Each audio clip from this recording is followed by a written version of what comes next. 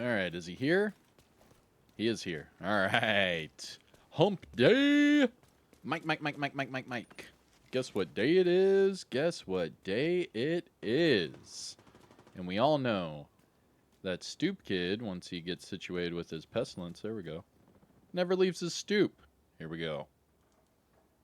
What's going on, YouTube? Kamikazevondoom here with another Division 2 video, so sit back, relax, grab that popcorn, don't forget to hit that like, subscribe if you haven't already, and let me know what you think in the comment section below. But this is going to be your weekly vendor reset and must-buys for Cassie Mendoza and Danny Weaver for today, February 19th. So I hope you enjoy. But before we get to Cassie Mendoza and Danny Weaver, we do have to find the snitch. Now, the snitch is located in over a dozen different locations throughout the open world, so please let everyone know where you typically find the snitch, where you found the snitch today, what have you, to help out the community. Now, for me personally, I typically find them in this location, and here are my coordinates. I am sitting at 1408 by 3626, and I am just south of the 1040 safe house. Now, I fast traveled to the Jefferson Trade Center, and then I just ran across the street. Now, after you talk to the snitch, you can pick up the bounty. And when you go to the bounty, you can actually go to bounty details and click abort bounty. Now you can see all of these are saved, and these are all old snitch bounties. Now, as long as your open world global difficulty setting is set to heroic, you will get all heroic bounties. Now we are looking for the white shopping cart icon that is in the open world. There will be two. Now here is Cassie Mendoza. She is located in Constitution Hall, but where is Danny Weaver? There we go, southwest, Danny Weaver, just across the street from the Air and Space Museum. But we will go to Cassie Mendoza first, and then we'll double back to Danny Weaver. Now, if you haven't already, hit that thumbs up. What are you waiting on?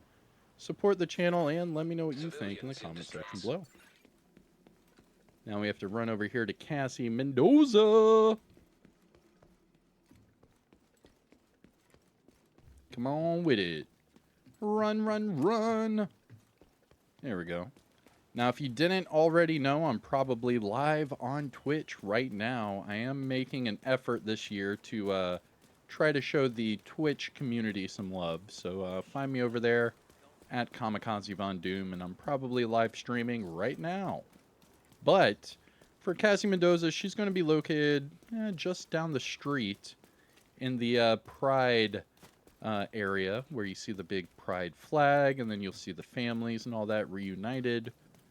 So it's just on the other side of this building, and this is a safe area. So for example, if you were to get in any sort of aggro, you could just run down here, go through the door, and you're good to go. Now, there's a lot of loot and everything throughout this area, so after you talk to Cassie, make sure you hit all of the loot. But this is the Pride area. It has a lot of Pride flags. And over here is a side mission where you get to reignite a family. And if you haven't already, do this side mission. It's pretty fun. But alright, Cassie Mendoza, timestamp it, do whatever you need to. Here we go.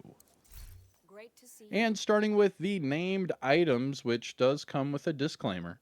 So if you are new or returning to the game, you might not see these bottom two named items. Now, the reason for that is you have to unlock them. So for the Shield Splinterer, how to unlock it, you have to unlock it by hunting down and eliminating all of the Year 1 hunters and opening up the ivory chest that is in the base of Ops. Once you do that, you will receive this weapon, and then Cassie Mendoza will sell it every week thereafter. Now, the same logic applies with the Hunter-Killer. However, this one is locked behind Warlords of New York, so you do have to have that expansion.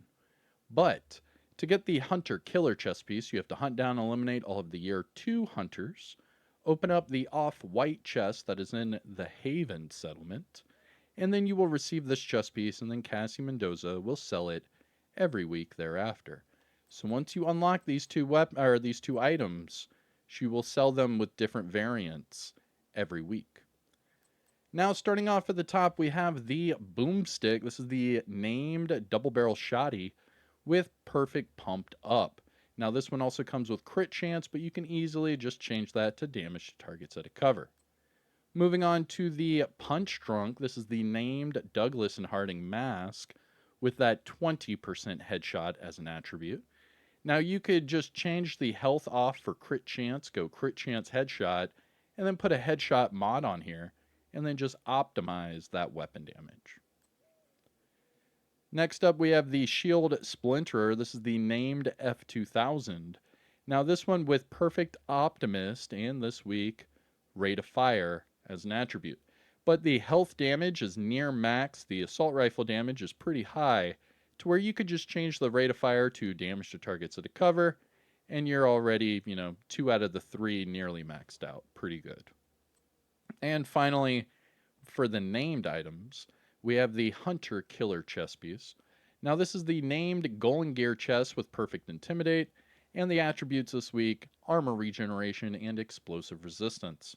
Now, I really do like this item. I like Armor Regeneration builds. What I would do is just change the Explosive Resistance off for, say, crit chance, crit damage, headshot, hazard, what have you, but keep the Armor Regeneration, and remember when you run 2 pieces of Golden Gear, you get Armor Regeneration as well. Going to the gear set items, we have a Umbra backpack with max weapon damage. Whoa! All you have to do is change the skill damage to whatever it is you want, and that is God rolled. Wow, okay. After that, we have a Aces and Eights chest piece with explosive resistance, Hot Shot gloves with hazard, Aegis knee pads with hazard, max hazard. Not bad. Interesting. Because you could do the hazard, and then you get the aggro, and then you could put that. I mean, that's not bad. Might do like an Aegis provocateur, and then do that with hazard. Maybe do that with the Hollow Man. And then get more hazard that way with health damage. That could work. All right, moving on. Cavalier holster with skill haste, and a hardwired mask with skill haste. Going to the high-end items, we have the Big Show. This is the named LMG with Perfect Thunderstrike, and this week with crit hit damage. Following that, we have a Card 45 with max headshot and finisher. For the last 2 high-end items, we have a Petrov backpack with concussion, health, and skill damage. And finally, a Cheska mask with hazard and health. Looking at the mods, we have Repair Skills 17.0 and Shield Damage bonus of 4%. Now, must-buys, things to look for from the clan vendor. The Punch Drunk's not bad, just change the health to crit chance. The Shield Splinter this week is not bad, just change the rate of fire to damage targets at a cover. The Hunter Killer this week is not bad, just change the explosive resistance off for whatever it is you want. Crit chance is my first go-to. For the gear set items, the Umbra backpack with max weapon damage is good. Just change the skill damage to whatever it is you want, and it's God rolled. The Aegis knee pads, if you like the hazard on here, just max out the armor, and this is God rolled. For the high-end items, the Cheska mask is actually really good. So the near max weapon damage is fairly strong, to where you could just change the health to say crit chance. And remember, when you run 2 pieces of Cheska, you get crit chance and hazard. So you could double down on that with these attributes in this mask. Not bad. Not bad at all. And that, my dear agents, is it for Cassie Mendoza. Let me know what you're picking up, and don't forget to loot this entire area. This is a safe area, and there's a lot of loot to pick up all the way down here. All right. Now let's go over to Danny Weaver. Now, Danny Weaver is in the southwest, just outside of the Air and Space Museum. So pretty quick, just fast travel over there to the mission and then just run across the street. Pretty easy. Now, this is where that invisible wall is located. I show people this every time I run over here, just because it's been years and it's never been changed. But here's your invisible wall right here. So you can see I can run I can run around it. I can run around it just fine, but as soon as yeah, you see that? And then I can go around this way and just, But it's weird because you can combat roll through it, but you can't run and you can't walk through it. But you can combat roll through it. Very weird, right? Anyways, Danny Weaver is down here in the basement, so just take the stairs to the left, open up the door, and here is Danny Weaver. Timestamp it, do whatever you need to. Here we go.